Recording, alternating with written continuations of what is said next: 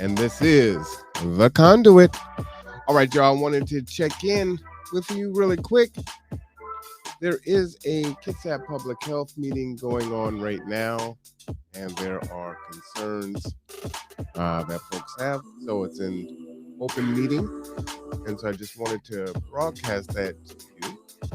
Right now, they're in the phase where public folks can come up and speak. So we're going to go to them right now in the middle of their meeting and go ahead and listen into their conversation, see what we can learn. And hopefully, that will give us some more insight as to how people are thinking, and maybe we can find some common ground and work through the issues that exist. So let's go ahead and join this together. All right. On the internet. The news yesterday out of Israel was there was a double-blind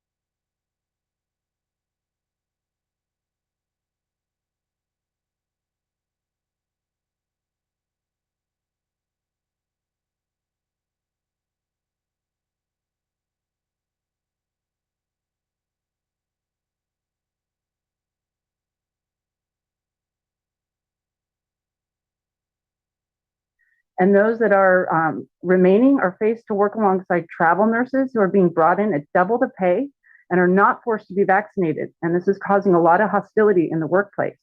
And so no doubt many healthcare workers are even leaving the state altogether.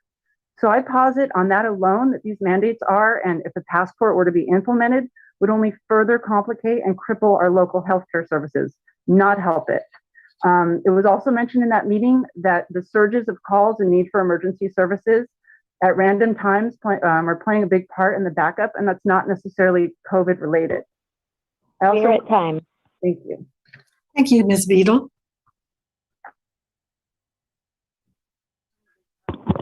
Next, we have John Johansson. We'll unmute you. You have 2 minutes. Hello, my name is John Johansson, and I live in Bremerton. Thank you all for taking public comment on this important topic. I did some work as an independent journalist over the last few years, and I just so happened to have interviewed several community leaders last year about COVID-related policies. I would like to read some of their responses to you. On June 2nd, 2020, I asked Mayor Wheeler about his views on mandatory vaccination programs. Here's what he told me on video, verbatim. I know there are issues with vaccines. They, the vaccine manufacturers, shouldn't be skipping any of the deliberate protocols. I know they're trying to speed it up. I would prefer they just follow the regular model where it's foolproof and 100% vetted. So I would like to ask Mayor Wheeler, what changed between then and now?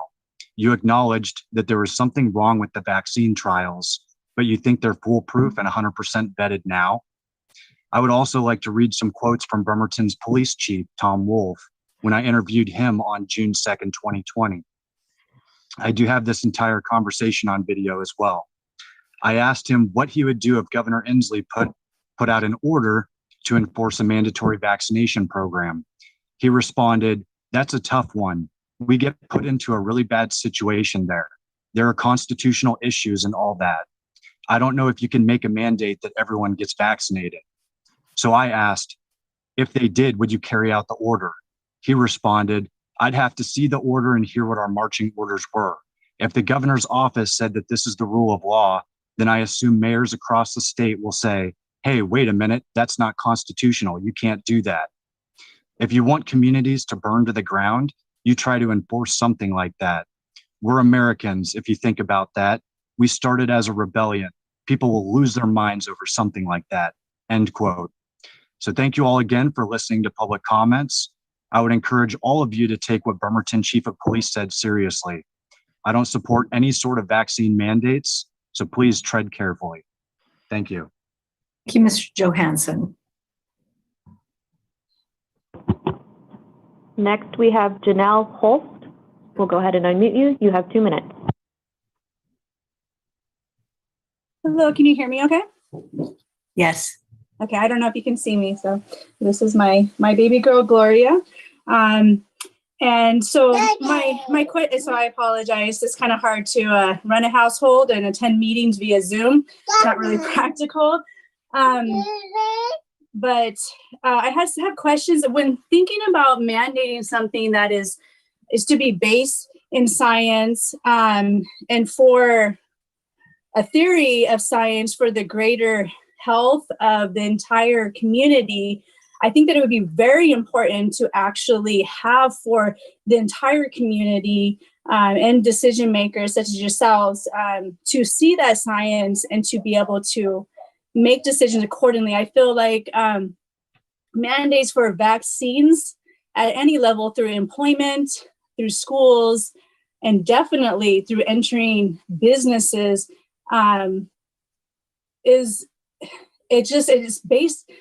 it seems like a power thing. It's not a control thing, but not actually based in scientific, really even theory.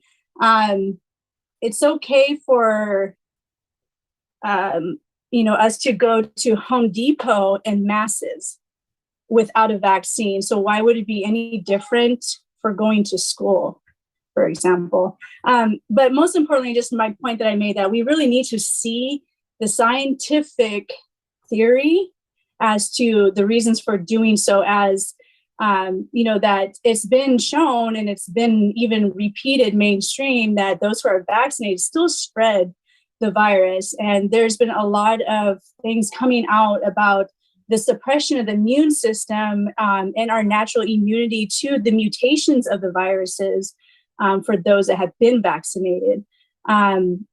My mother has natural immunity. I was around her.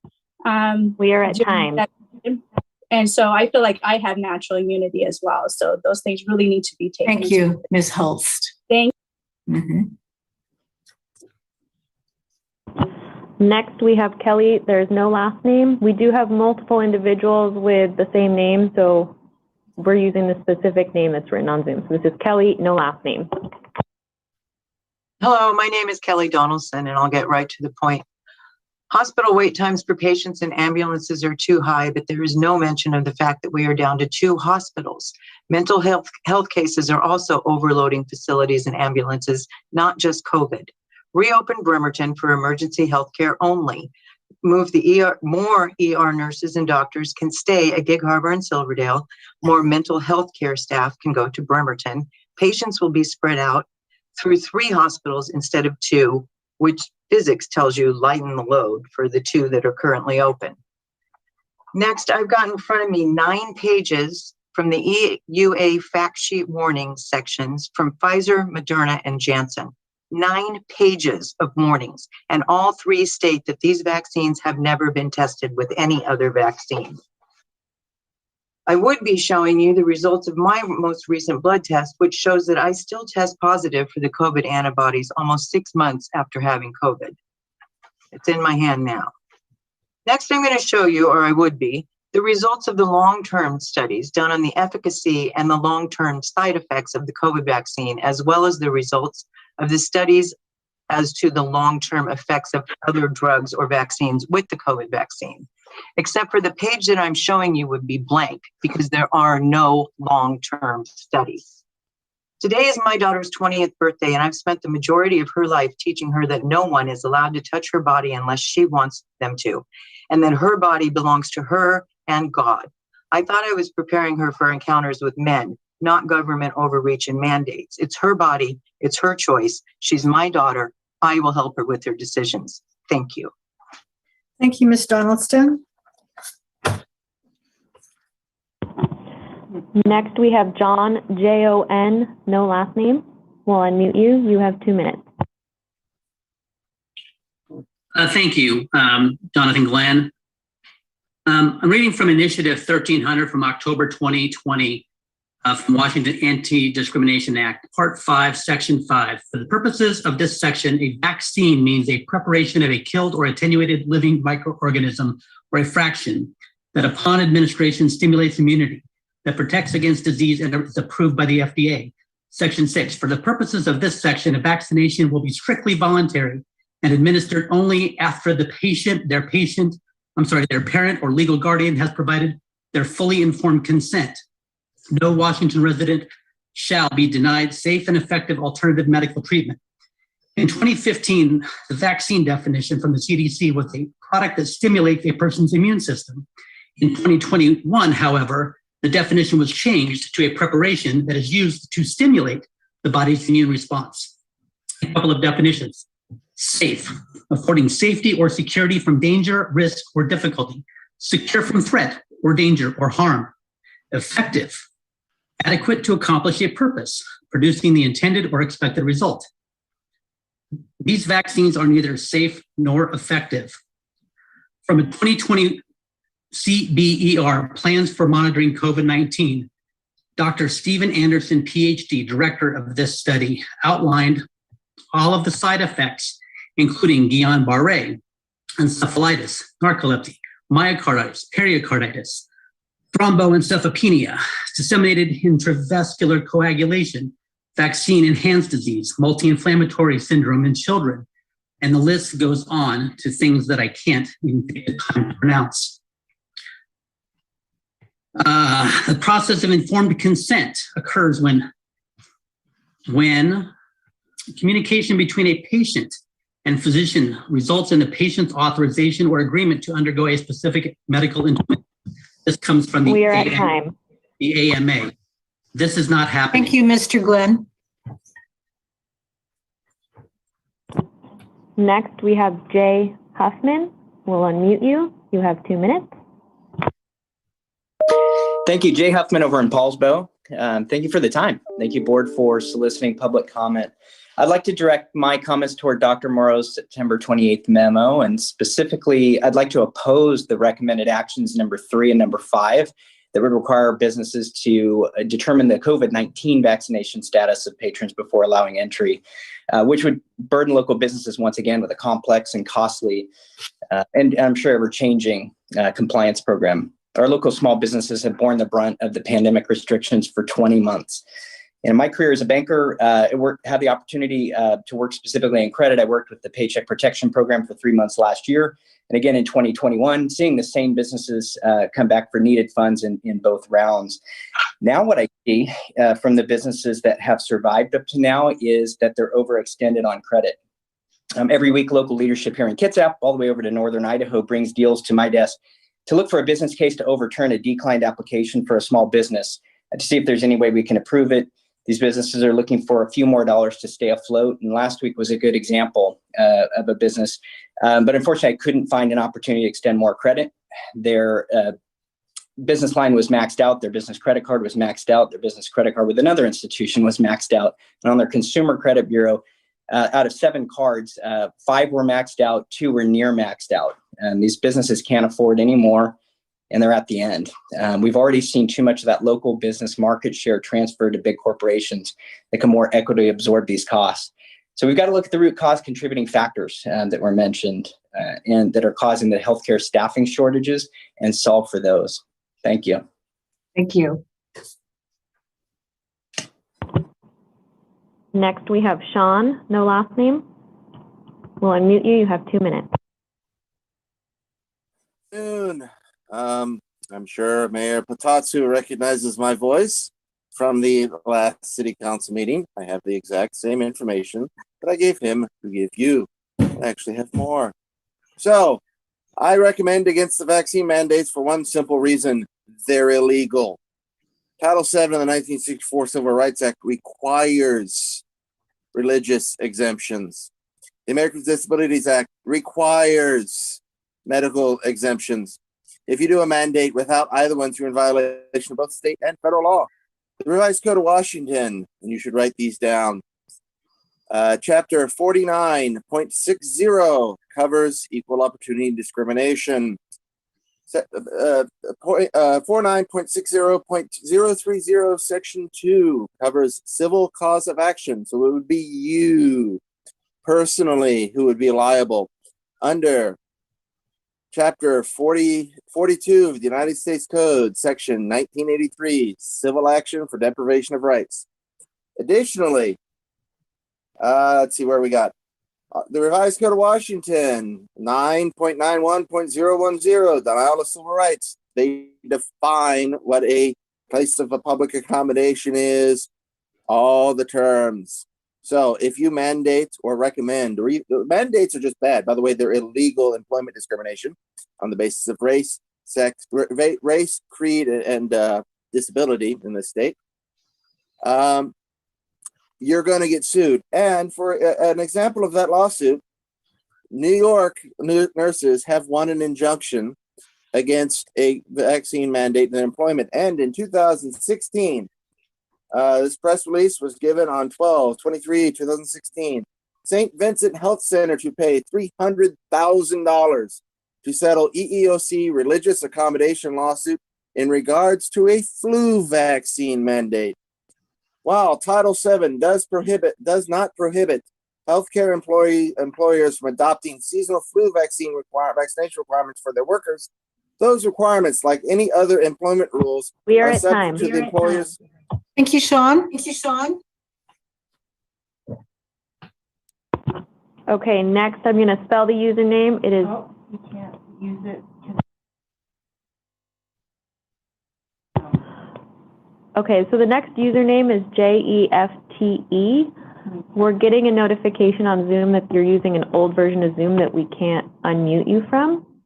If you're able to call in with the call-in number, you could raise your hand that way. We'll move on to the next one. We have Kelly B. We'll go ahead and unmute you. You have 2 minutes.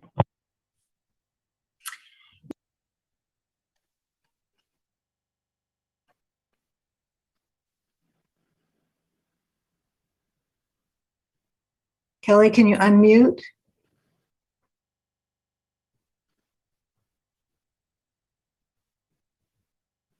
Can you hear me? Yes, now we can. Okay, thank you. Sorry about that.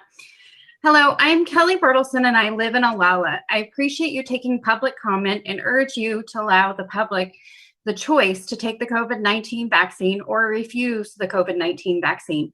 I understand that you guys are currently, based on the conversations that you are having, that you're currently not requiring that to be a requirement, but I am very concerned about the fact that things are moving in that direction, and I wanted to speak to you today about that. Any required COVID-19 vaccination is a violation of federal law. I urge you to advise the public that they have the right to refuse and take any COVID-19 vaccine. Any other action is contrary to federal law. The COVID-19 vaccines are experimental, and the FDA has not approved them for regular use. They're licensed under the EUA, which is the Emergency Use Authorization, and therefore they have not been fully tested and vetted to know the long-term consequences of using these vaccines. I believe that you should allow the public to be able to make choices in their own personal health and not require that they use this experimental vaccine. The VAERS data that shows as far as the VAERS data, the current VAERS data, COVID-19, there have been more deaths since December 2020 than all other vaccines from 1990 to present. The actual data shows that the number of deaths, and we know that these aren't all accurate, but the deaths that are being reported, there's over 7,000 deaths that have been reported here in the US with the COVID-19 vaccine. Only 5,000 deaths with all other vaccines since 1990. That should be. We are at time. Well, thank you, Ms. Bertelsen.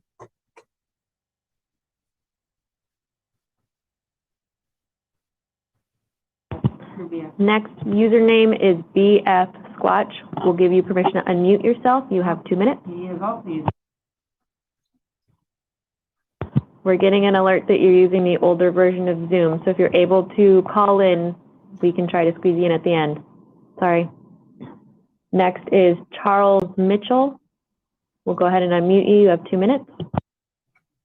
Yes, I actually am calling in support of the mandates, both for vaccination and for masking. It's our public health is at stake here. And I hear the voices of the very vocal minority, and I do believe they are a minority, who certainly are entitled to their own opinion, but I'm not sure they're entitled to their own set of facts. Anyone's right to swing their arm stops when it gets to my nose. And that's how I feel about all of this, is that, we want to survive. We want to survive this pandemic, and we need everybody to get on board. I encourage you not to wait for the OSHA rules. Adopt what Mayor Erickson has done for Paulsbo universally. I believe it's what the voting public would want, as opposed to the vocal minority that stands outside waving posters that we want our health protected. And not only what Mayor Erickson is doing for Paulsbo, but what the other counties are doing, and see what's working. And let's get it going now. How many more lives can we save? How many lives do we need to lose before we finally relent and put on more mandates? That concludes my testimony. Thank you for listening. Thank you, Mr. Mitchell. Next, we have Dr. Robert Drury. We'll go ahead and unmute you. You have 2 minutes.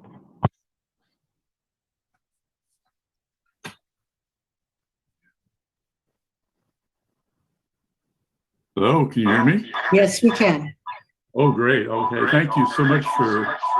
Just a second. Mr. Mitchell, I think you need to, oh, okay, you're turned off now. Thank you.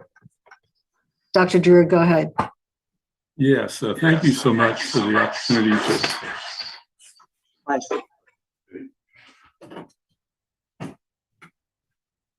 I wanted to say that I'm not going to give any comments regarding the scientific or technological aspects of this issue.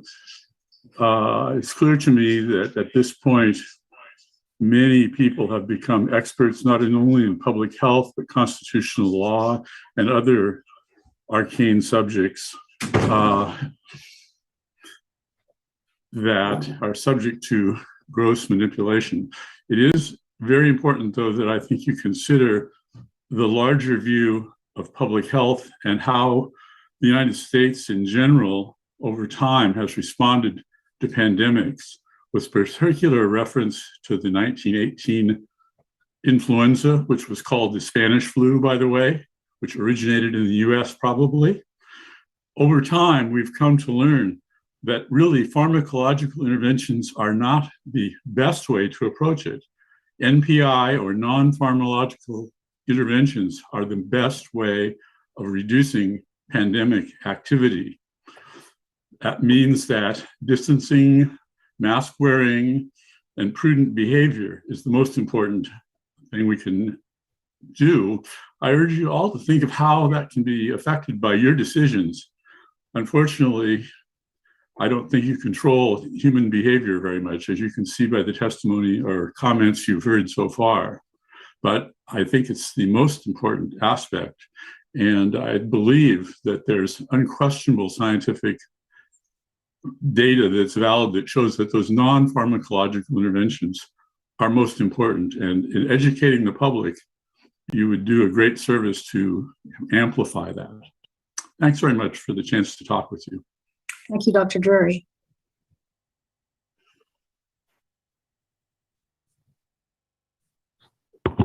Okay, so we have a previous caller who looks like they called in another route. So that is Jefte Sanchez.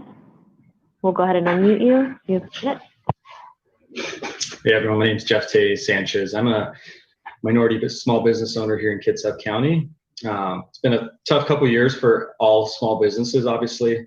We've had to pivot multiple times, change our business models, whether what we offer and how we offer it to staffing issues. As we know now, staffing has become a major problem for everyone, including our own ferry system that has been canceled constantly because of staff. All of the restrictions put into place since last March have made it difficult for small businesses to survive. From a small business standpoint, imposing a vaccine passport in Kitsap will be detrimental to our local businesses and to the essential freedoms we have. And not only that, but it opens a very dangerous door to medical privacy and discrimination. How does it make sense for a 17-year-old restaurant hostess, for example, to be the one in charge of viewing your medical records to eat Chinese food? What happened to medical privacy? Will business owners need to train their staff to discriminate those who choose to not be vaccinated? What about those with medical and religious exemptions? The logistics don't make sense and aren't manageable for any business. So help me understand how you will ensure segregation, discrimination, and microaggression won't be the result of a move like this. Is this truly the best way to serve our community in a time where diversity and inclusion is most needed? Thank you for your time. Thank you, Mr. Sanchez.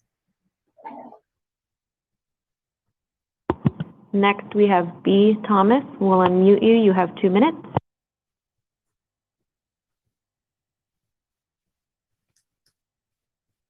Hello, can you hear me? Yes. Hi, my name is Brittany Thomas. I'm a lifetime Port Orchard resident, and I respectfully urge you to vote against any vaccine mandate for our county. Doing so while possibly having a positive effect on the current hospital situation in the short term would establish a very, very dangerous precedent in the realm of bodily autonomy. And we are told that ICU capacity is near crisis levels and that our emergency departments are experiencing delays in processing incoming patients. And I'm curious to know what percentage of healthcare workers have been recently terminated or coerced from their jobs as a result of the governor's recent vaccine mandate, and whether our health systems would be experiencing the current degree of stress if no such mandate had been imposed. According to datacentral.kitsapsun.com, for the week ending on September 24th, emergency department visits at St. Michael's, who were COVID-19 confirmed, accounted for under 11% of total emergency department visits. For the entire month of September, there was under 16% of total emergency department visits for confirmed COVID cases.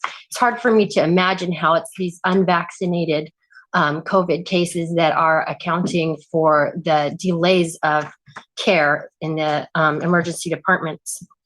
On the County Health District website, data is reported unclearly as regards vaccination status of COVID hospitalizations, and COVID deaths by vaccination status are completely omitted. I'm wondering what the reason is for that. They include the only graph that deals with hospitalizations by vaccine status omits patients who are partially, i.e. recently vaccinated, and merely provides rates over the past 30 days. Thank you. Thank you, Ms. Thomas. Next, we have Laura Guidry. We'll unmute you. You have 2 minutes. Hi. Can you hear me? Yes. Okay, hello. My name is Laura Guidry. I am a COVID survivor and a Port Orchard resident, and I just would like to have natural immunity as a consideration on any forward-coming mandate proposals. I feel like it is something that should be considered. I contracted COVID in August, as well as my husband and the 6 children who live with us. We followed the 10-day quarantine protocol via the health department, and we had contact tracing calls every day from Kitsap County and the state. We recovered at home. We were never hospitalized. And most scientific studies are showing increased T-cell immunity for those who get it naturally. I don't hear of many or any really daily breakthrough cases of those who've gotten it naturally, like myself. Interestingly enough, the contract tracer named Marcus, who told me that, and I quote, "The vaccine is for your health and protection, and the mask is for protecting others," which I found interesting because that's not really what we're hearing from local and state and federal government. I got H1N1 in 2011. I got pneumonia. I was very ill. I haven't caught the flu since. And I also got chickenpox as a child. I didn't get the vaccine for that either, obviously. I haven't gotten chickenpox since. I just believe as there are medical exemptions and religious exemptions, there should also be immunity exemptions going forward. There are millions of us who are naturally immune, and we want our voices heard. Thank you. Thank you. Ms. Guidry.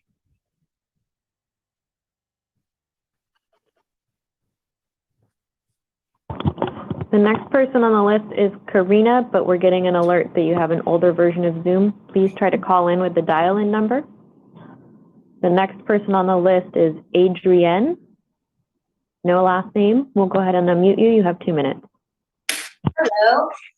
This has been very interesting listening to everybody and listening to the experts. There's a lot of data out there right now coming from a lot of different avenues. So let's talk history. Mandates for vaccines have been part of these United States since George Washington. We also know that polio was successfully curtailed in our country after vaccines, as was measles. And the latest measles outbreaks in the United States has been in populations that are unvaccinated. I want to tell you something that one of my doctors told me that I find kind of fun. If someone stubs a toe during a drug trial, the lawyers decide to put stub-toedness as a side effect. And that's what's written in the literature. So there's a lot of hysterics over the side effects. Yes, they do affect a minority of people. This public health crisis has gone on too long. And I believe that the way to help small businesses is to stop and stop the necessary restrictions is to have our vaccine mandate and proper masking so that people like me will be able to go out and spend my money in my local businesses. And I do believe that small businesses will appreciate having my business and they will feel safe knowing that we're all fully vaccinated. The shortages now in many of the companies are because people are afraid to go out and get a job because of the COVID. And so hard now, easy later. I appreciate you hearing me and thank you very much. Thank you, Adrienne. Okay, we have a previous caller with technical difficulties back on. We're going to try this again. BF Squatch, we'll go ahead and unmute you. You have 2 minutes. Thank you, BF Squatch from Silverdale. Your COVID stats reported today in no way support any type of a mandate. You stated, Mr. Morrow, 36 recent deaths related to COVID. How many were actually because of COVID? 188 deaths related to COVID since March 2020. But how many were actually because of COVID? Report stats that matter if you want the public's cooperation. These stats in no way support any type of mandate for the community. On a separate note, I've scoured the emails and letters posted online for this meeting today, and I can't find one that is in favor of any type of government-imposed mandate. So far during the public comment period, only 2 citizens have spoken today in favor of any mandates. The overwhelming majority are not for any type of government-imposed mandate. If anyone within the county is for government-imposed mandates, where are they? They're not really showing up, but you have your constituents who are saying no to government-imposed mandates showing up, telling you that the science doesn't support it and they don't want them. To move forward with any sort of government-imposed mandate would clearly show the board's disregard for an overwhelming majority of its citizens, your constituents. I suggest you choose wisely. Have a good day. Thank you, Mr. Squatch. Okay, we have another caller who was able to get back on. Karina, we'll go ahead and unmute you. You have 2 minutes.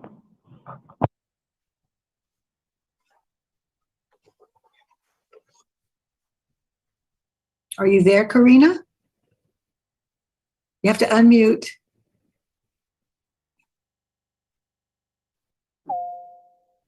You still show as being muted.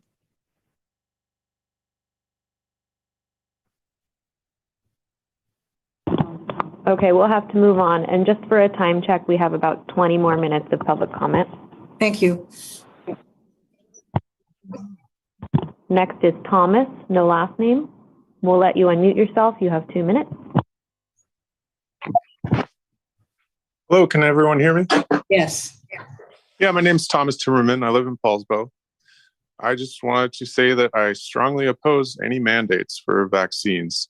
I consider it a significant ethical failure to have government mandate any kind of medical procedure. And I wanted to clarify that.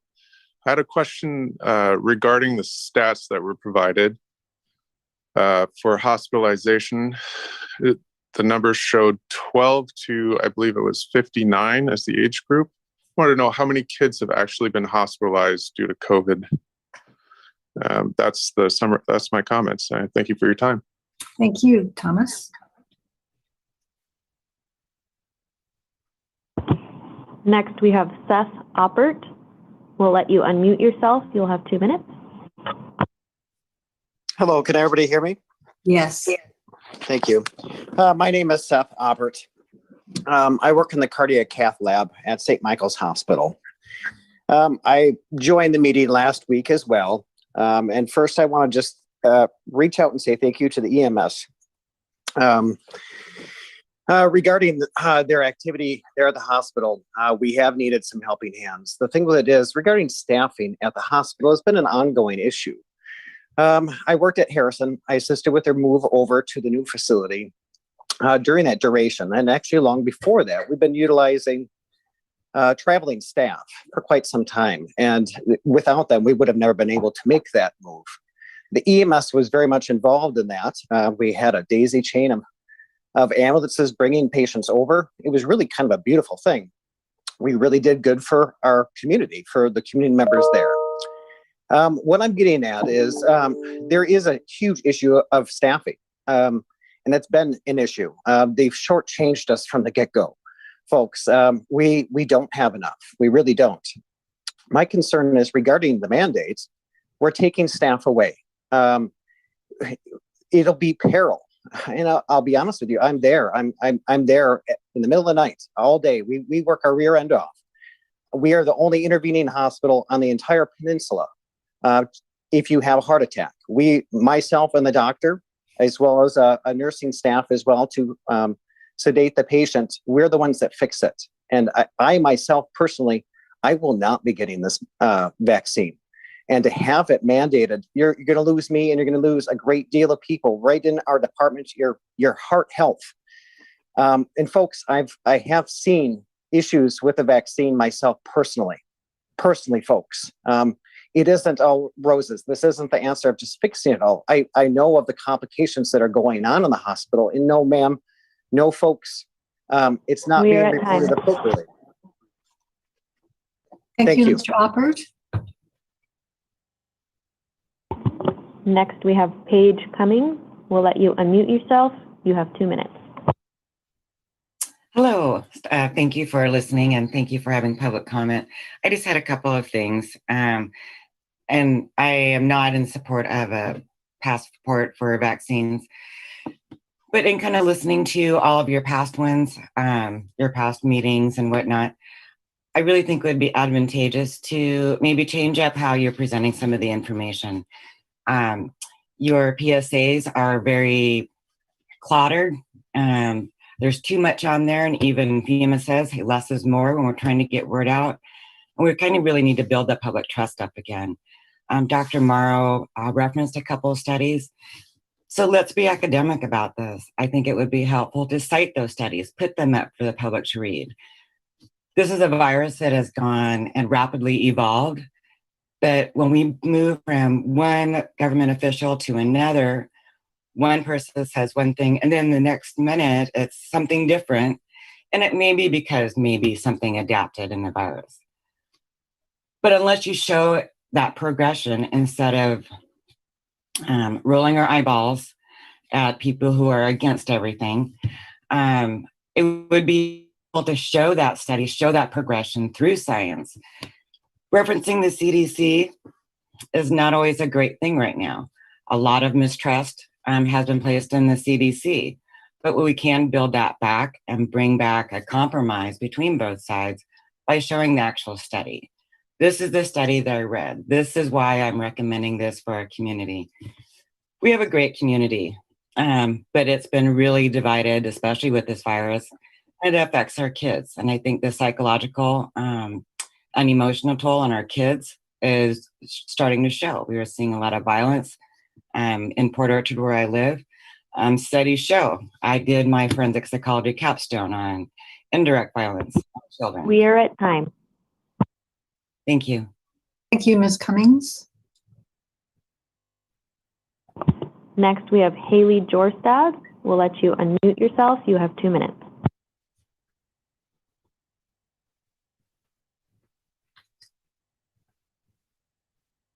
Are you there? You need to unmute.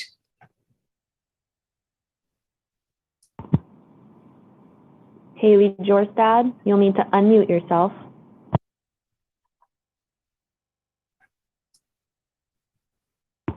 Okay, we'll move on to the next one. We have Ven, V-E-N, no last name. We'll let you unmute yourself. You'll have 2 minutes.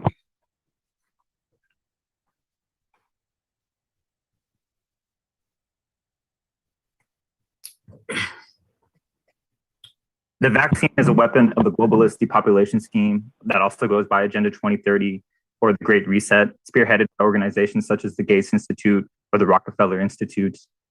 The mRNA vaccine in animal trials proved to kill all animals within 18 months due to autoimmune body enhancement dependency, essentially a cytokine storm.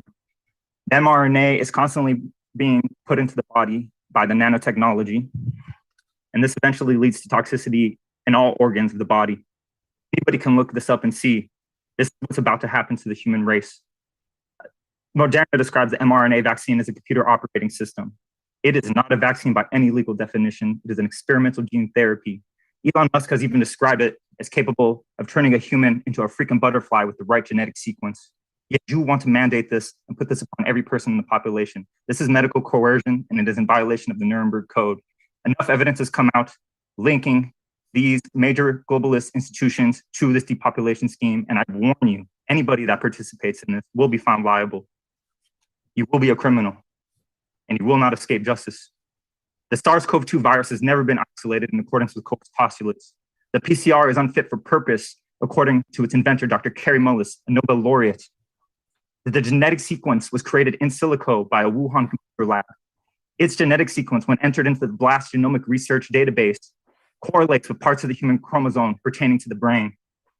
So what are they testing for? And what are they putting in our bodies? Work by Dr. Carrie Madej and La Quinta Columna and Robert Young, descendant of Brigham Young, has shown that the vials are full of graphene oxide.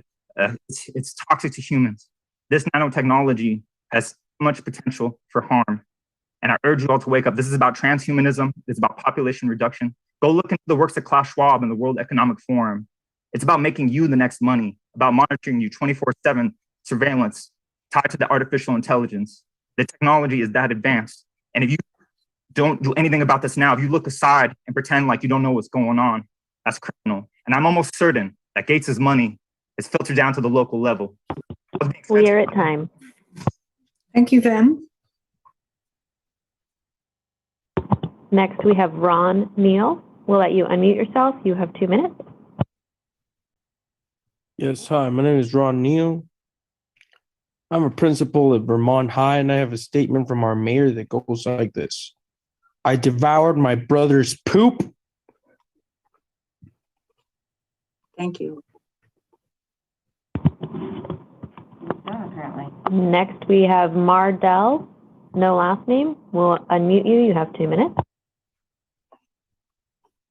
Thank you for letting me call. I am a local veterinarian. My last name is Ryan. So that you understand that I'm quite experienced in this area. I have worked in virology and entomology, pharmacology, chemistry with the USDA APHIS and the Washington State University. I'm a member of the Reserve Veterinary Corps, and I'm trained in the FEMA in zoonotic disease. I'm a veterinarian. I have also run my own business, and I'm currently a veterinarian. I have a couple questions since I get daily updates from the Department of Health. Have any of you seen the email from the Department of Health of Washington State today? If you have not, I recommend that you do, and it's talking about the young woman that died of the clotting system. There are also some requirements for any money that's received from the federal government, and I'd like to know what there's any ties to regulations to receive the money for the Department of Health in Kitsap County. I have worked in the area. If any of you know anything about cats, there used to be a cat COVID vaccine many, many years ago, and it was removed by the vaccine companies because of the cytokine storm deaths. The recent research that was done on the cytokine research that was in the Texas legislature, that is accurate information. We are at time. Thank you. Thank you, Mardell. Next, we have Robert Parker. We'll let you unmute yourself. You have 2 minutes. Good afternoon, Health Board. Thank you for taking the time for us to input. To me, that's one of the most important things to do, is to actually listen to us. I was a little shocked when I saw the recommendations coming from the Health Board of talking about mandates and those types of things, because most of the people that become the victims of those mandates aren't the ones that are issuing the mandates. And I know you guys have read my input before, but when we move towards mandates, I start to think of, where are we landing? If you mandate the citizens, who's responsible for those outcomes if you kill somebody? If you force them to put something into their body in order to work or to support their family, who's going to pay if you kill them?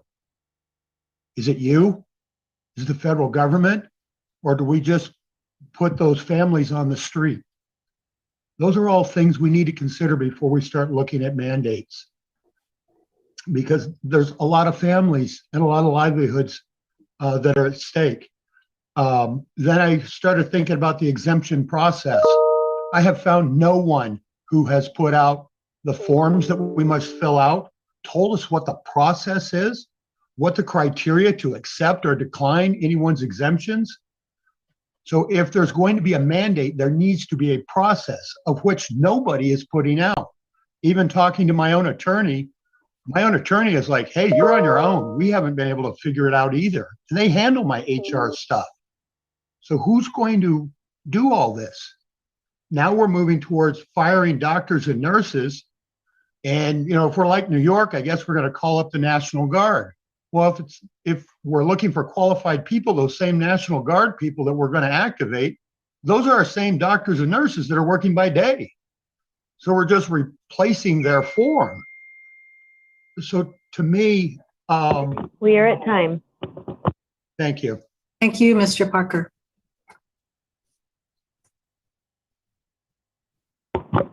Okay, Haley Jorstad, we'll try you again. Are you able to unmute yourself? Am I unmuted? Looks like it. Yes, we can hear you. Okay, You have thank 2 you. minutes.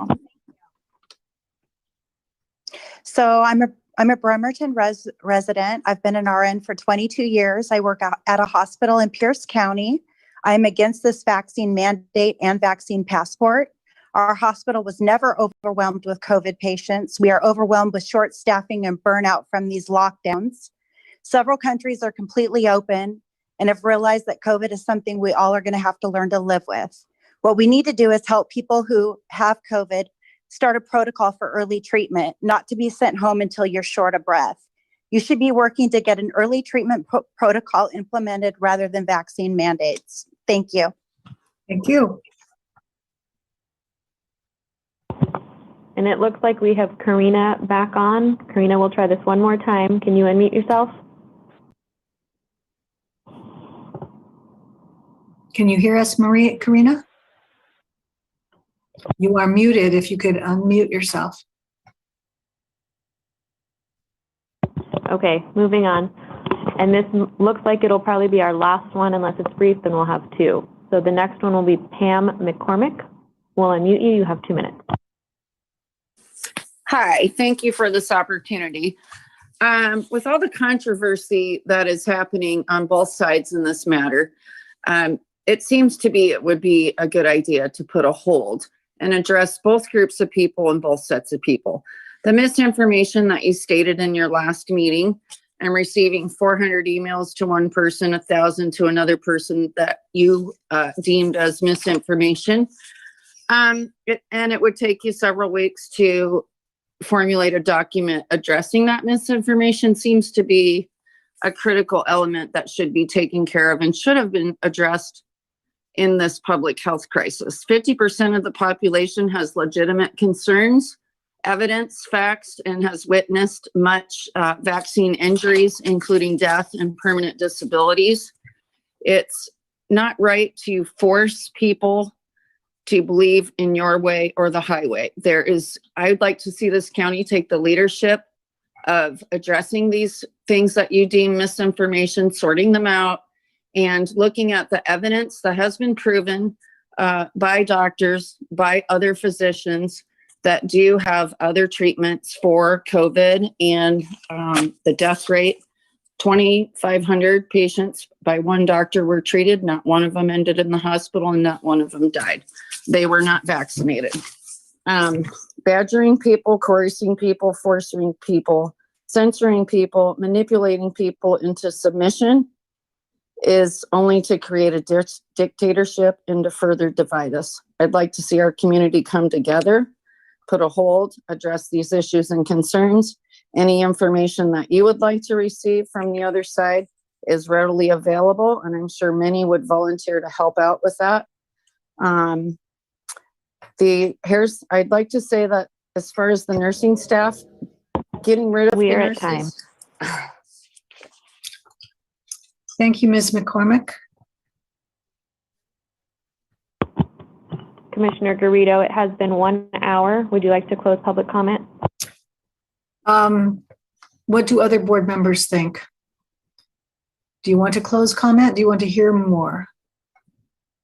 We do need to have some time for discussion of what to do with this information.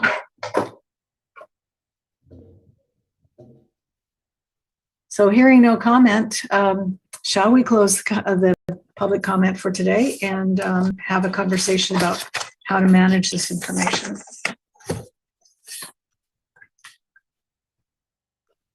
Do you need to stand up for a minute?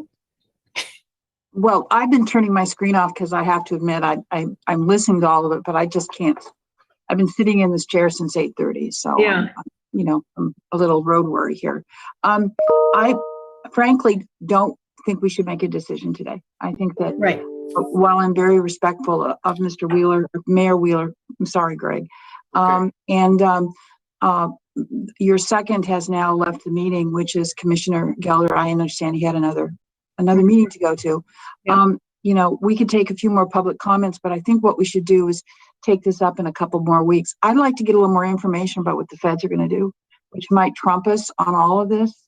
I mean, if the feds are really going to put the OSHA rules out, and we might know that in a couple weeks, that will be material in our decision making. That would be the way I'd like to go. I want to be very clear here, however, I do not believe in business vaccine passports getting into businesses. My concern is what we're going to do with what I see coming down from the federal government at the local level. Commissioner Garrido, yes. And really what the intent of my motion was our actions. And to make sure we don't get into something that and get something started that goes against some of the guidelines that we're actually going to receive. In the small business mandate, I hope that just the sentiment from the board is clear enough that folks shouldn't be too concerned if there's an entrepreneur on, let's face it, that we might do a mandate that they think might affect their income stream and create uncertainty. We all know what it's like. You go paycheck to paycheck with small business. Sometimes you take out loans against your house to meet the payroll every month. And so we don't want to add to that complexity.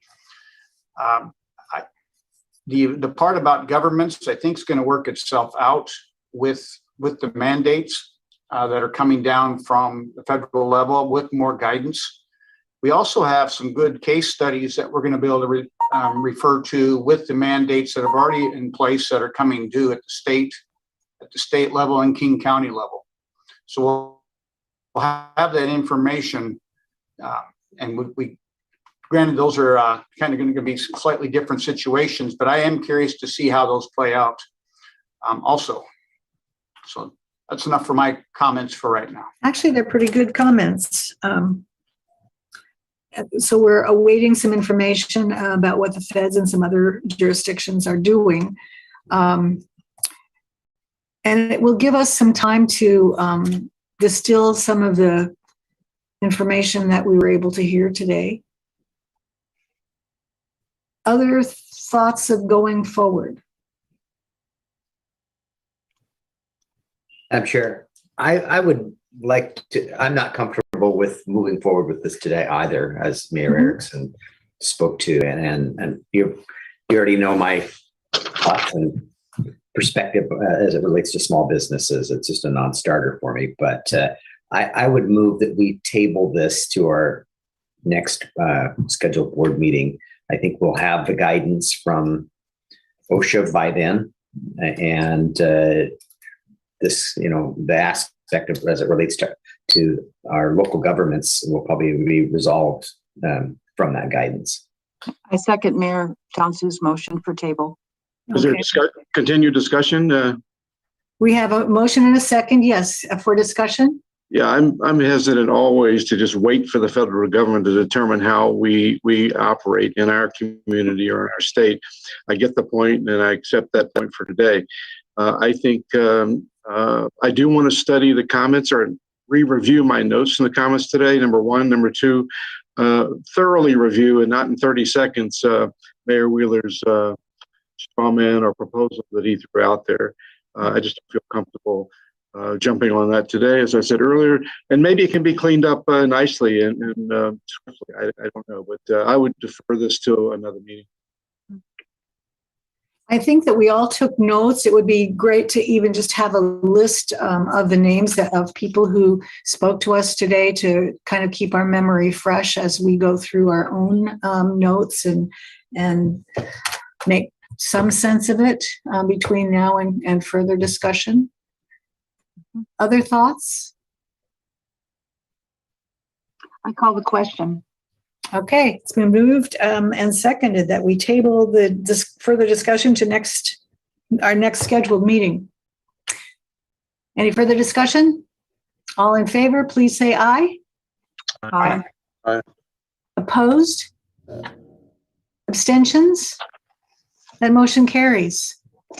When is our next scheduled meeting, for the record? Margarito, our next scheduled meeting is November 2nd. Okay. Does that meet everyone's expectations? Okay, we'll continue. We review our notes between now and November 2nd. Madam Chair? Yes, ma'am. Can you make sure that the information that Mayor Wheeler shared at the beginning is circulated to the entire board so that we can take a look at it? I will do my best, but I believe that Keith Grellner will make sure it happens. The chair can direct me, and I am so directed, so I will be getting that information to all the board members. Thank you. Thank you. Anything else for the good of the order today? Seeing none, we are adjourned. Thank you. Bye. Bye. Enjoy your afternoon. All right, Joe. So you got to hear some of the public sentiment on how they feel about the vaccine passports here in Bremerton or in Kitsap County. One thing that's disappointing for me is, to hear that they need more weeks to think about and decide what they're going to do. I really, truly believe this is why our situation is so bad here in this country in regards to the Delta variant in the first place, is because of indecision. And then the next meeting is election day. How convenient, right? So we wouldn't want to do anything here in the 11th hour that might jeopardize re-election. So my thoughts are, I tried to get in and give my public thought. And, I kind of feel like, all levels of government have made tremendous amounts of mistakes that have resulted in numerous unnecessary deaths, right? And that is from the Trump administration into the Biden administration. And it is definitely eroded public trust. I mean, you even have Dr. Fauci, as recently as yesterday and this morning, having to retract words on, don't be with your your family and friends during the holidays, right? And so they just continue to misstep and misstep and misstep. So there's already, this distrust of government, right? And they just, compound exponentially. They can't get out of their own way. I mean, that is like textbook dictionary picture of what does it look like to not being able to get out of your own way. Well, there you go. Exhibit A. Tremendously harmful, right? And so these folks need to get on the same page and figure out what it is that they're trying to say to the American people. And they need to make a decision, and then they just need to go with it, right? We know that, a few years ago was that Pete Carroll did he try to throw the ball and not give it to Marshawn Lynch? And it cost him the Super Bowl, right? And so everyone in hindsight can say, well, Pete Carroll should have made the other decision. But the thing is that you've got to follow the head coach, right or wrong, right? It only works one way. Indecisiveness is dangerous. Whether you're going to be conservative or throw caution to the wind, you're either going to go one way or the other. But this waffling back and forth has caused so much divisiveness. I think that's been one of the really big factors on that. I will say that I don't think that the drug companies should have amnesty. I think that does a lot of harm, public harm, in regards to, okay, look, you know, they've done these studies, they have this vaccine, but they can't be held, at harm, although they're making millions and billions of dollars for producing this vaccine. And we know that uh, these pharmaceutical companies have a lot of issues and have a really bad track record in history of, doing some underhanded things and lying and this, that, and the other. I think it is disingenuous to say, well, the vaccine has these side effects and this and that. Well, what I would say to those folks is, if you would like to reject a medicine or a vaccine or whatever they're providing because of the side effects, then I guess you need to give back your diabetic medicine and your blood pressure medicine and everything else, right? All this stuff has side effects. I mean, it's like a joke, right? Late night, uh, you have ED? Take this drug here, and you will be yada, yada, yada. You know, Side effects might include fatigue, sleepiness, diarrhea, IBS, and death, and they just go through this laundry list of potential side effects, right? And so at the end, you've got to weigh, do the benefits outweigh the risk, right? And that is a conversation that each person needs to have with their doctor. For sure. So I don't agree with that. I think they should not have amnesty. If they created a vaccine that was designed to help folks, and it's discovered that they did something wrong, they missed something, and a lot of people end up being harmed from it, then yeah, there should be the case for that. But with almost, I don't know if there is a drug that doesn't have some type of side effects. So I think those arguments are disingenuous.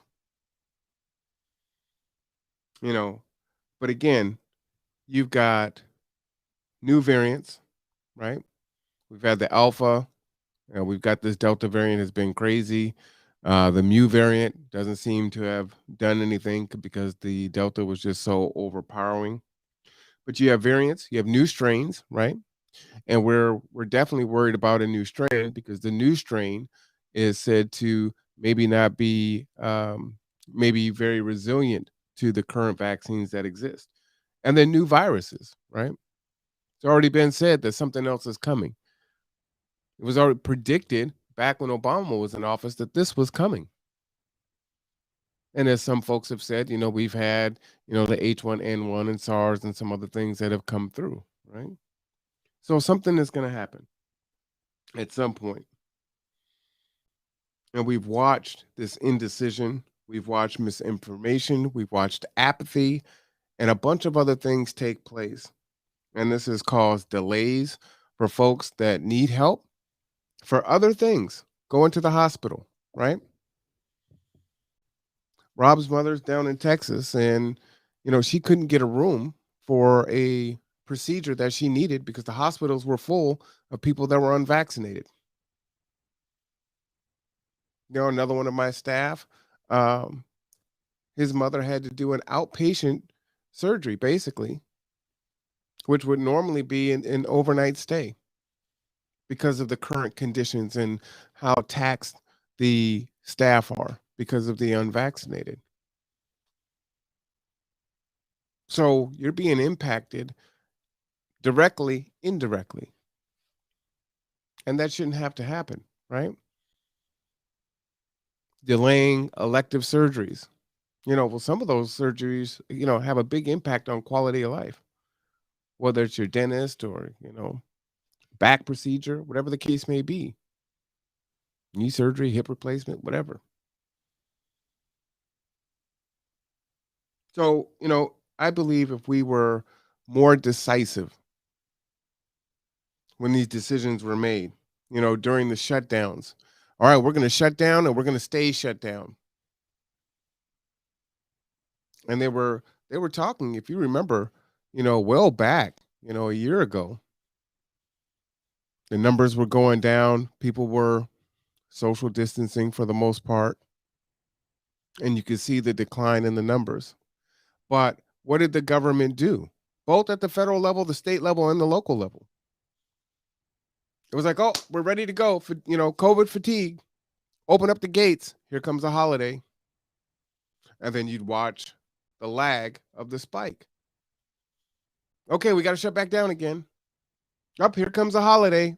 COVID fatigue. We got to open it back up. Here comes the lag, right? And then Delta came, and we were still in this pattern. And then, boom, Delta was something else.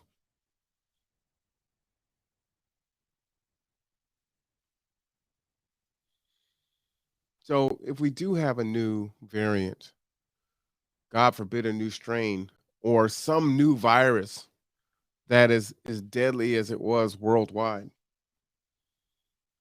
I hope that we will shut down and that we've learned from our mistakes.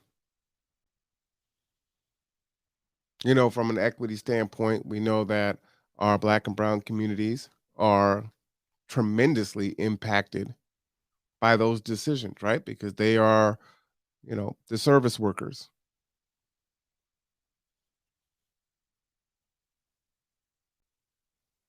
And, I'm sorry, I don't want to die so that you can, as someone was saying, I don't want to die so you can get your Chinese food that you feel entitled to have. Your entitlement to have Chinese food means that I need to serve you and die, or I can't pay my rent, or I can't take care of my family. But we can go circles and, make arguments like that back and forth. It's not helpful. I believe because of people not doing the easier thing, not easy, the easier thing.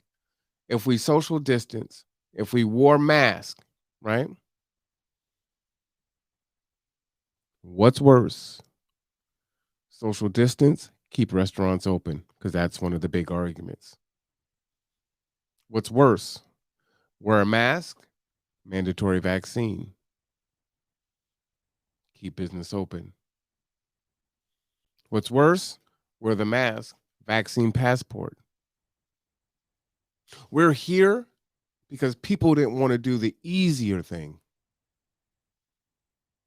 So if wearing a mask and social distancing is encroaching on your rights or your privileges, this is why we're here. Mandatory vaccines. Vaccine passport.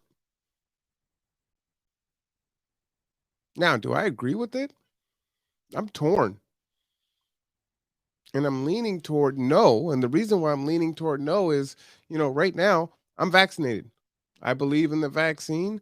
I believe that had I not got vaccinated when I got COVID, I probably am not here now. However, that said, that's for this vaccine. That's for this episode. A new variant, a new strain, a new virus. I don't know. I can't say what it's going to look like in the future. And we tend not to be very creative, right? So if you do a vaccine passport now, the next time there's an event, do they just go straight to vaccine passports and mandatory vaccination immediately? And is it a virus or a strain that just so happens just to affect a certain population of folks, and I happen to fall into that population, then I might feel some kind of way about that, right? So it's not an easy question. That's why you have to dialogue and have the conversation. The problem is that you want to have intellectual honesty. And what I heard today, unfortunately, was a lot of intellectual dishonesty, right? Straw man arguments, red herring, just whatever.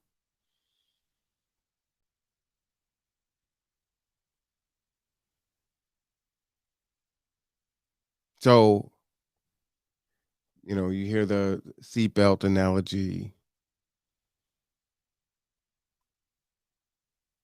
on why it's legal or constitutional to do these things. And I don't even think that it needed to get here.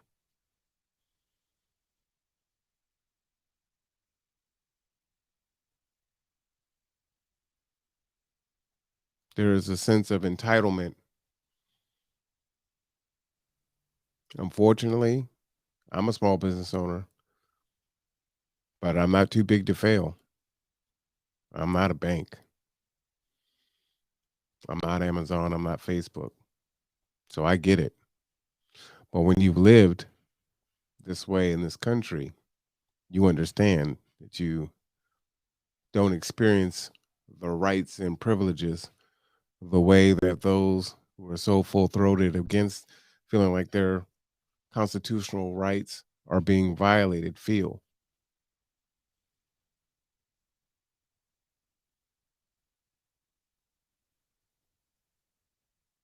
So what do we do?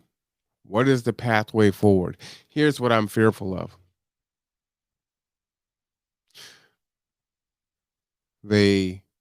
Last Tuesday, we're having the meeting that was closed. People were upset and pissed, right? They're outside holding the picket signs. I went and I interviewed a few of them, and I hope to have some of them come on to the Conduit at some point in time. I have an open invitation. So anyone that is listening to this, if you want to have an intellectually honest conversation, I would love to have a conversation with you. And then this week they open it up for comments, and everyone can come on for 2 minutes and say what they would like to say. And then the indecision, right? They already know. They've been talking about this already.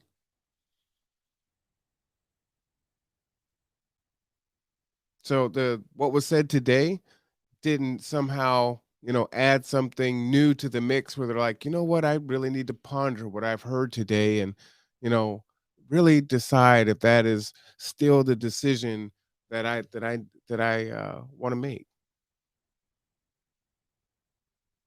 My fear is the indecision. So if this is the way in the direction that you were going, you've got a vaccine passport, what does that mean exactly?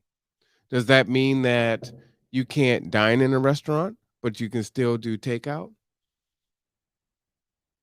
Well, I'd be in favor of that if that's what they're saying.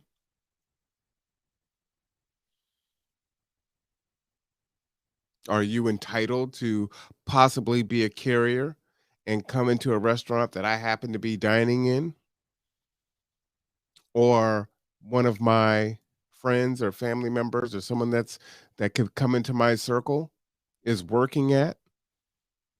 Because they don't have a choice once you've come in as a carrier, right? And they get COVID and we cross paths and I get COVID and it takes out myself or someone that I love or care about.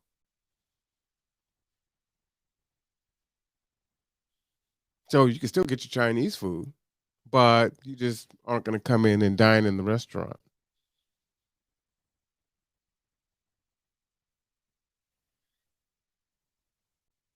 Was there the no shoes, no socks, no service? I was listening. I don't know if that was in the comments today or somewhere else. I think it was today. Someone was saying, do you expect a 17-year-old to be like a medical professional and trying to figure out, if someone's got the vaccine or whatever?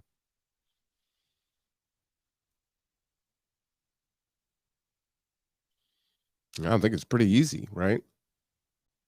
Unless I'm missing something. If I'm missing something, let me know. Because, again, I like knowledge. But my thought is, well, the 17-year-old looks and says, okay, they have shoes on. They have a shirt on. And there's their little passport. Come on in. Welcome. And if they don't have their shoes on or their shirt on, sir, ma'am, I'm sorry, but in order to come in here, you're going to have to go and put some shoes on. You're going to have to go and put a shirt on. Okay? Sir, ma'am, you don't have your vaccine passport. You're going to have to come back with that, or you can we can go ahead and order some takeout for you to go. So I'm not sure what I'm missing here.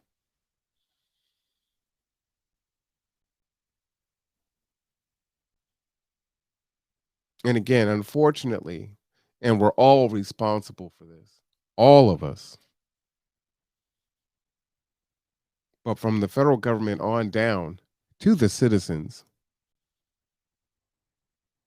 the COVID fatigue, I really is probably the largest catalyst for us being where we are now, right?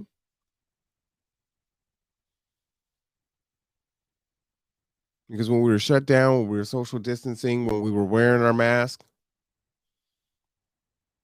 in majority, the numbers declined.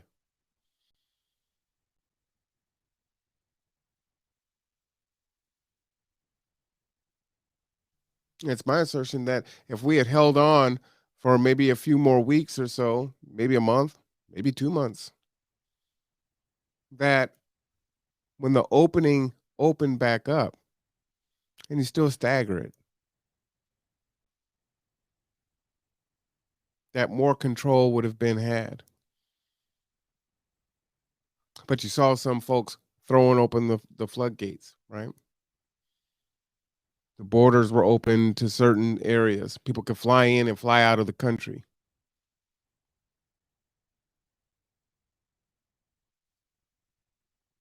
Holiday comes, a couple weeks later, here comes the surge.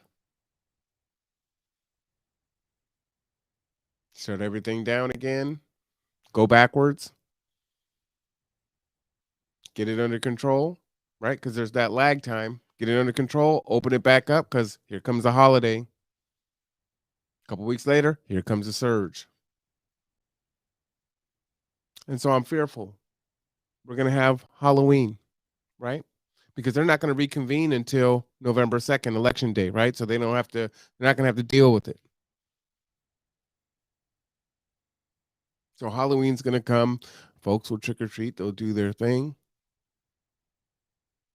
Is there going to be a surge? Well, now it's November 2nd. We're not going to see it yet. We'll have election day. We'll have to wait for a week or so. We have the increase. Well, now it's coming up on Thanksgiving and you're not going to be able to keep them in if folks want to fly and they want to do this and that. Well, it's getting colder. We're coming into flu season. And again, with the desperation from local business, small local business owners,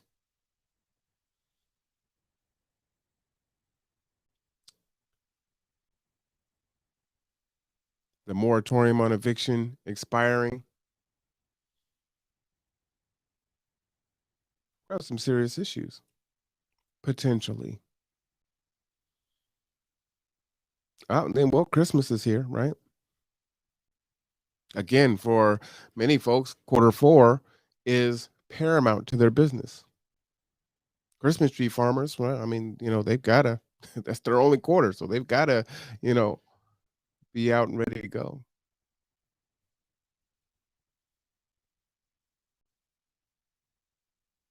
Then you have New Year's.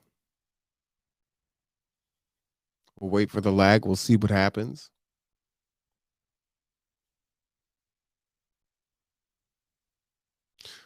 That's what I'm concerned about. And we still have fighting back and forth.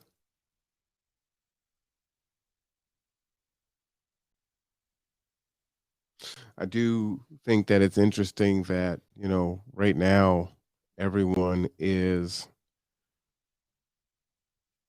I guess they all slept at a Holiday Inn. Everyone's a medical professional on both sides.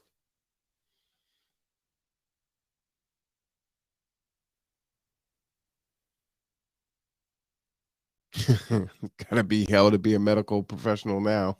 You go into the doctor and it's like, yeah, I don't trust anything you got to say.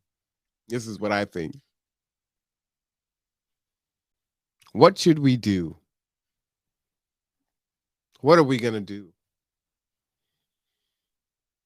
Because leaving it up to each individual is not working. So it does take the government to get involved, unfortunately. But the question is how far? How far? You know, that saying is be careful what you wish for, or, it can, it can't get worse than this. Remember when they were trying to mandate that you wore the mask indoors? Oh, and outdoors seemed ridiculous. Can't get any worse than that. Mandatory vaccine.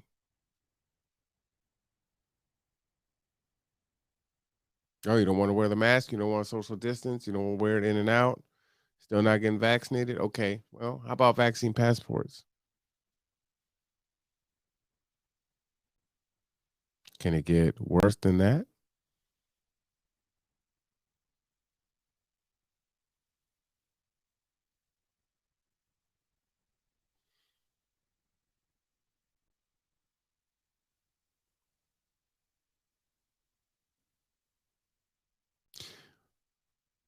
Again, if we had done the easier thing, I really don't believe we'd be here now. If we wore the mask, if we social distance,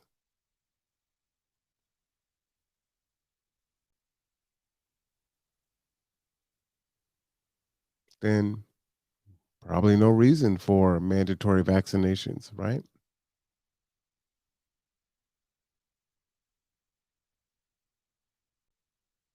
If we wore the mask, we social distance, there definitely wouldn't be any reason for vaccine passports. But this is where we're at now.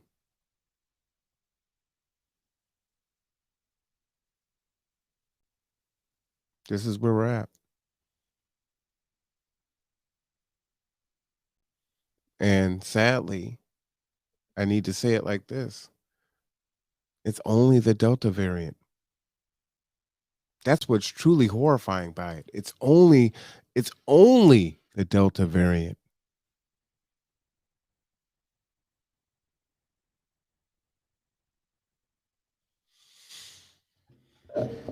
There's a lot of we heard some conspiracy theories earlier. I think someone was saying that it was they were saying that Elon Musk was saying it was like a computer program and you could turn into a butterfly. And, you heard some pretty off the wall things, right? I just wonder, at some point, if it really was a new world order. I just remember when that vaccine came out. And I remember, like in Florida, when, one of the richest zip codes in the country got priority vaccination. And where people were dressing up, well-to-do people, to get the vaccine.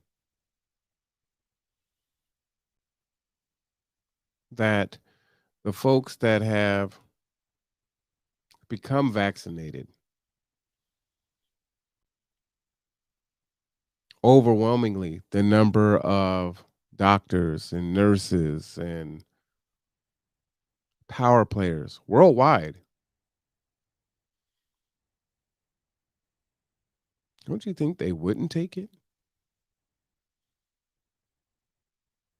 And if you look around at the people whose argument is, you know what, I'm not going to take the vaccine. It's a plan to destroy you, a population control, this and that. Look around at the people that aren't taking the vaccine.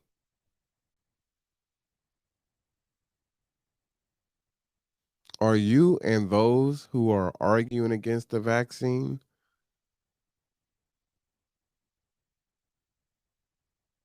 are you guys that Illuminati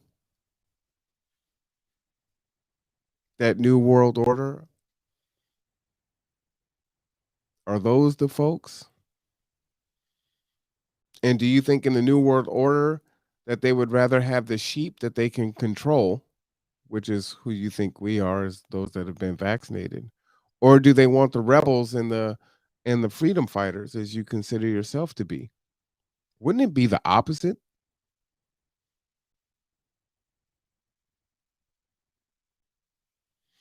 I don't know. It just seems like it doesn't make sense.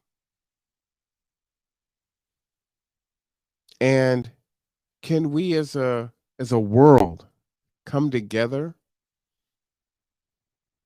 and work on this plan when we are fighting each other at every turn? So somehow they're all going to get on the same code, on the same page.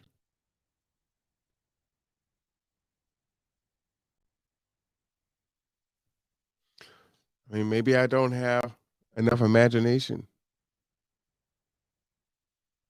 but it just doesn't seem likely when I look at who is against the vaccine versus who has taken the vaccine, who might be considered as part of that new world order. Like, yeah, that person would definitely be a part of that. Or are they telling you to do something that they're not doing? I guess that could be it, right? That's kind of the slippery slope, right? There's always you can always move the goalpost.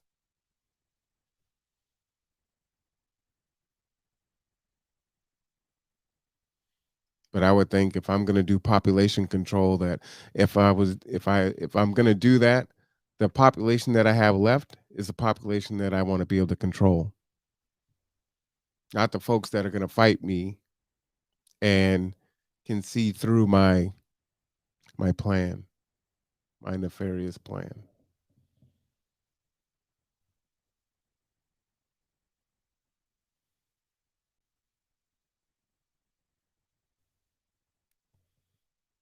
I don't know, guys. I'm just saying we got to get ready because folks are digging in. And there's a few people that are in the middle that can be convinced either way. But there are definitely folks that are dug in on the edges. So my suggestion is, again, do what's best for you and your family.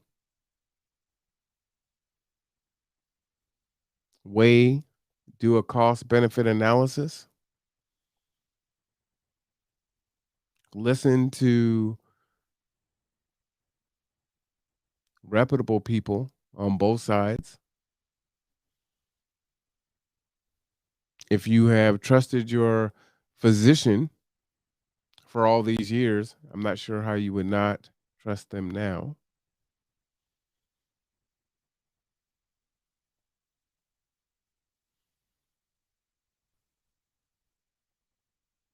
But prepare yourself.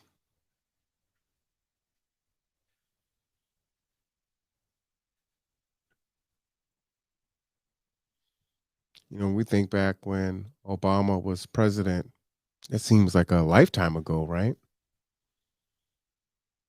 Biden is coming up on his first year. Trump was in office for 4. So it's been really 5 years, right? And back then, what was it? Bill Gates and was it Fauci then talking about there was going to be some pandemic within the next 5 years. And here it is.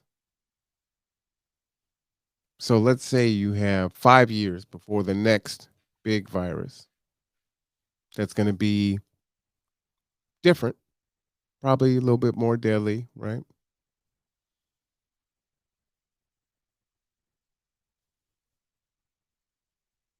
How is the world going to respond? Are they going to do the same thing they did? Are they going to do something different? Will they be in a position to do something different? Many sectors haven't recovered from '08. Many individuals and families haven't recovered from '08. And even when this is going on, we have Hurricane Ida and everything else, right? Doesn't stop all the other bad things from happening.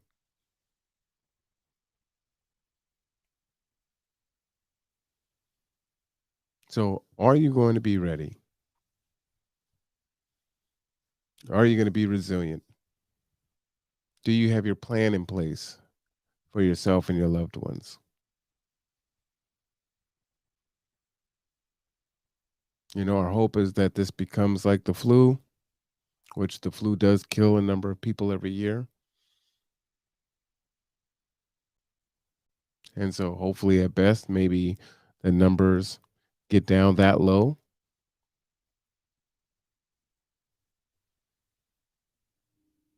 But we're not there yet.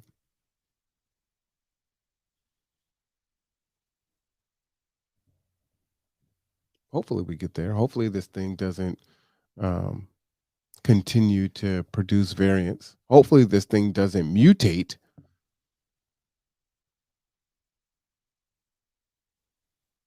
But what's next? And will you be ready?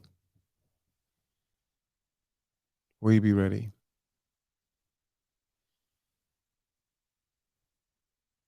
I wonder, as you do have medical professionals leaving the field, either because they won't get vaccinated or whatever the case may be, we also have an aging professional class. And I don't know if we have a replacement rate of nurses and doctors. We're seeing that in some other sectors, right? Where folks are aging out and they're not replacing it fast enough. Rob says, I would agree. I don't want, and I would not want people that are going to stand up against me if I'm trying to control the population. Yeah. Like I'm just trying to dissect it, right? I mean, if you took an argument for what it is and said, okay, let's go down this rabbit hole and let's discuss it and take a look at it and see if it's viable, just doesn't seem to make sense.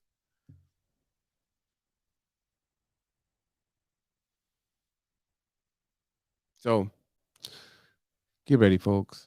Take care of yourself. Take care of your family. Prepare now.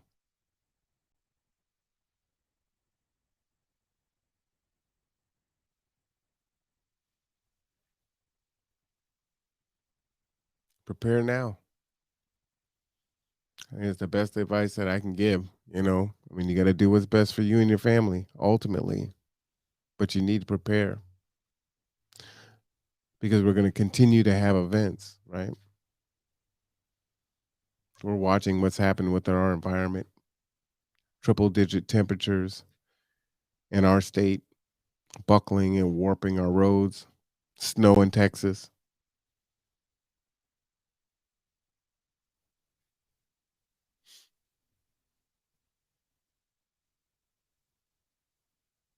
So we have the evidence.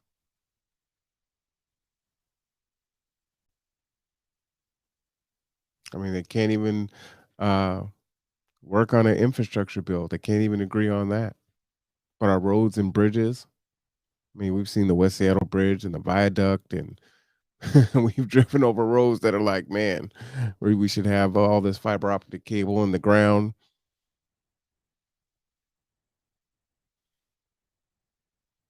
Light rail. We're missing the mark on so many parts.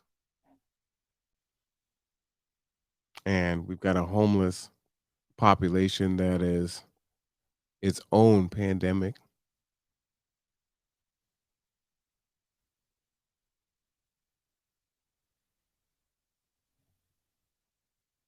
Not to mention all the geopolitical issues that we face.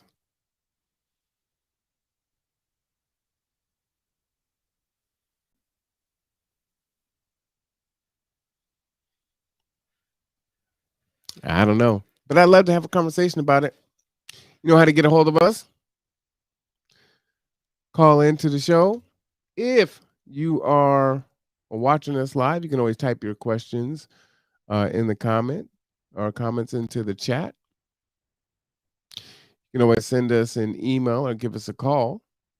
Of course, if you do want to get vaccinated, we are providing free transportation. If you need rental assistance, we can help you with that. Transportation is free for that also. Give us a call, 360-373-3000.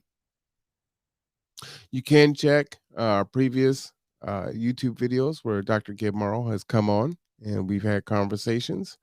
As you know, I recently had a breakthrough COVID. What is the word for that? COVID. I'll call it an event. You know, I got COVID, right? And I was vaccinated in May. And I talked about my experience and what I took, you know, while I had it, the vitamins and things that I took, and what my experience was like, and advice from Dr. Morrow. I was appreciative of that.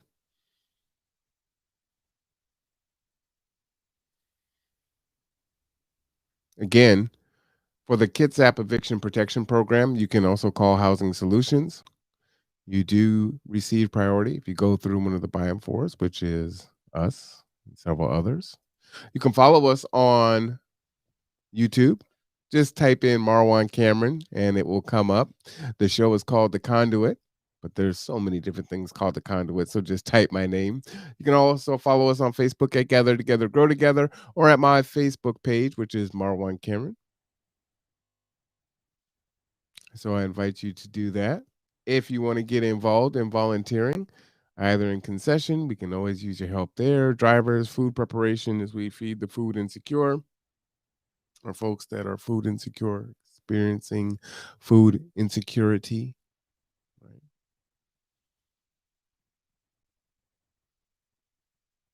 If you want to learn more about the vaccine and all things COVID, kcowa.us/vaccine.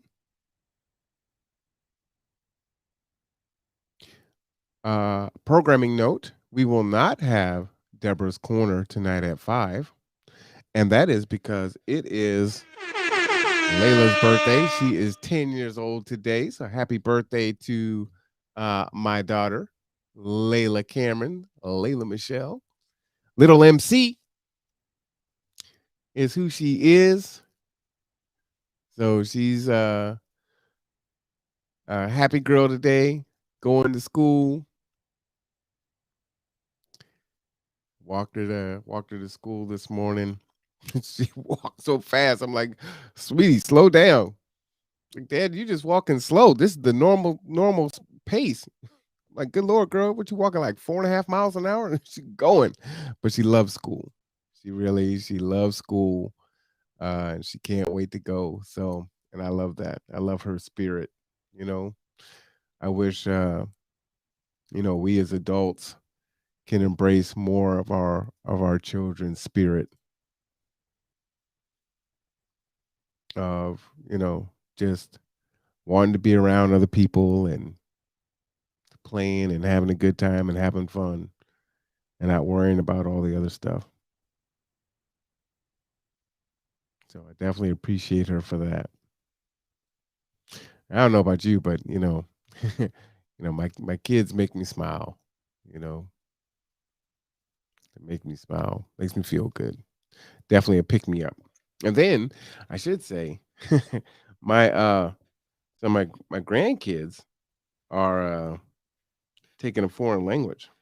Yeah, I have grandkids. And so my daughter sent me an email the other day. So I haven't had a chance to respond because I gotta do my research now. So one of my daughters is taking or granddaughter is taking French. So Kalani says, "Bonjour, papa." And my granddaughter Sienna says, "Hola." So I guess I'm gonna have to learn some phrases and they're pretty young, start learning some phrases so I can have some conversations with them. So it's pretty exciting. I love that time to learn where everything is just so fun and they just soak it up. You can't give them enough. That's That's an awesome age. Just thinking back, I couldn't share it today. I saw it earlier. It had been a couple years, and how you got your on this day. Um, Layla was washing dishes, and so we had just finished one of our salmon dinners, and the sink at the church was clogged, and so we had to take all the big pans and bring them to my house and wash them, and it was on her birthday. And she's like, I'm like, oh, sweetie, I can just let this stuff sit and, let's just enjoy your birthday. And she's like, no, daddy, I want to help. And so there's a picture of her on her little step stool, drying off these big, stainless steel pans. And it's just like, just her spirit, it's like, no, I want to be helpful. It's all good. And she's just smiling. So it's one of those things that just makes you feel good. So I'm working on a gift now, or I will be. I know she's going to be just super excited about this. It was a hard one for me to make a decision to go ahead and pull the trigger on that one, but yeah, we're going to go ahead and do it. And, well, we'll see how it goes. I'm not sure how much mama's going to love it, but it's all right. Dad's prerogative, right? Sometimes you just got to, go ahead, go against the grain. It's like, yeah, no, she's getting it. She getting it. So yeah, I look forward to seeing her eyes. I wanted to show some pictures, but I don't know why they didn't airdrop onto the onto my Mac, unfortunately. So maybe I can send them to somebody really quick, and then you'll be able to see them. Let's see, I'll send them to I'll send them to Sabrina. That should work. And I can pull them up.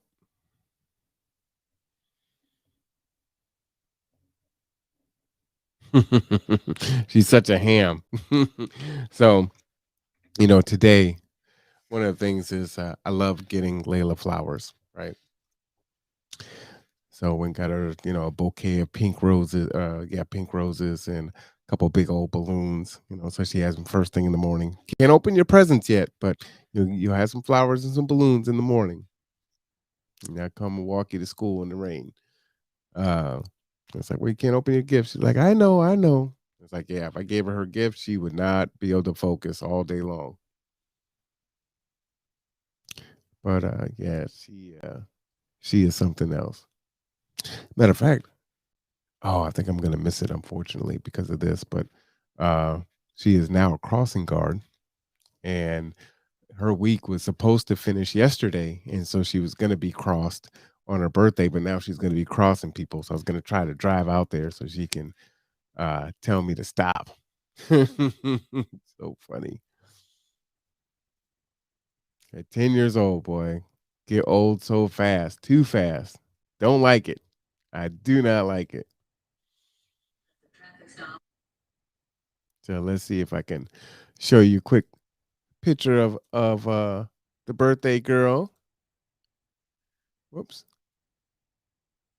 Ooh, do I want to do it like that? I don't want to put people's phone number up there. That ain't good. Uh-oh. How about like that? No, it's still showing. I can't do it that way either. Goodness. All right, let's see.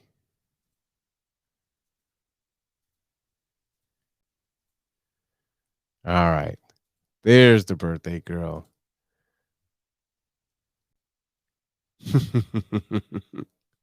So happy birthday to Layla. I'll see you in a little bit, sweetie. And we will have a good time per usual.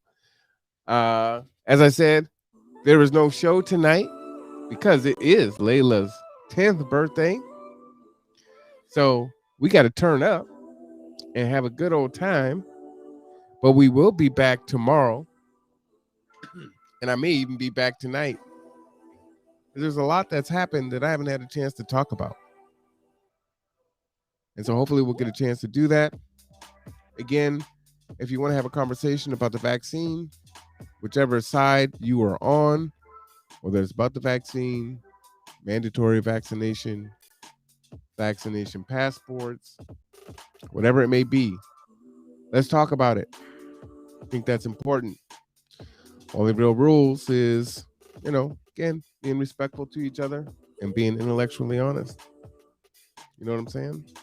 And maybe the solution is in there somewhere. I think compromise means that both sides are probably going to give something. But we've got to be forward thinking because this isn't the last of it. It can and it's likely to get worse. So we got to be ready. And we can't go through this stuff again. We already went through it, right? Okay, fine. The first one was we handled it horribly. But we know we can do better the next time. So let's do it. We can do it. All right, y'all. I am Marwan Cameron. This is the Conduit. I will see you later. Enjoy your Tuesday.